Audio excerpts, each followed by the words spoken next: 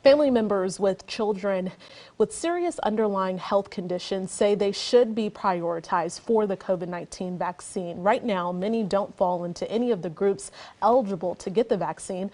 As KXAN investigator Arzo Dos explains, more than a handful of states have moved family members of those children up the priority list, but not in Texas. Since birth, Anjali Abraham says her son Jacob has battled congenital heart disease. He had his first open heart surgery at 2.5 months old. His last one just a few years ago. He's had 15 angioplasties over the course of his 14 years. The mom from Round Rock says she worries about the impact of COVID-19. It could put him in the hospital. It could put him back on a ventilator. Jacob is under 16 and not approved for the vaccine yet.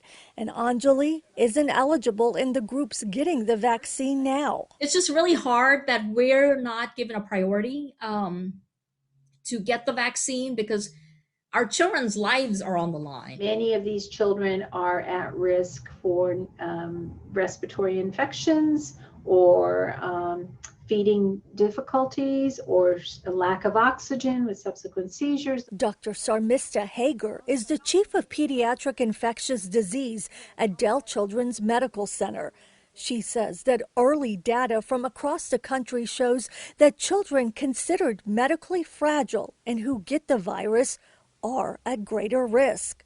Tend to get sicker, tend to end up in the ICU more, and tend to need more support. Should their family members be a priority? Many of these children have home health workers in their home, and they are coming out, they're immunized, and yet the parents that are taking care of these children are not, and so should they be if they're at greater risk? And I think there's some argument to that.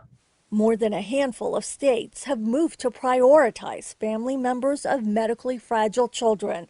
Our state health department says the expert vaccine allocation panel will make recommendations for further vaccination priorities as they move through the process. It just gives, kids like my son a better chance. Claire Milam from Austin thought they would be among those offered the first doses of the vaccine back in December. He literally needs a nursing home level of care. Her son, Julio Solis Milam, has Down syndrome and a congenital heart defect.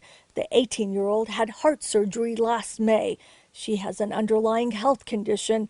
They both qualified in the last round of vaccines and just got theirs. It just decreases our odds. It gives us another tool in our toolkit for survival. It's the peace of mind Anjali is looking for too. Knowing that I can't pass it on to him would just be, a breath of relief. Arzo Dos, KXAN investigates. Well, data published in a study by JAMA Pediatrics, a medical journal, shows that during late March and early April of last year, 83% of medically fragile children across the country with the virus ended up in the ICU.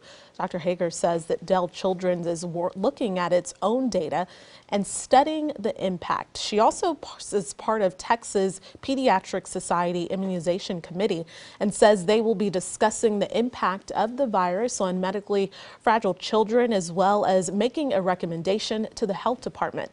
And also the health department says if you have a medical condition not listed, you may still qualify for the vaccine and you should talk to your provider. This spring is the best estimate of when vaccines will be available for the general public, but it all depends on vaccine supply.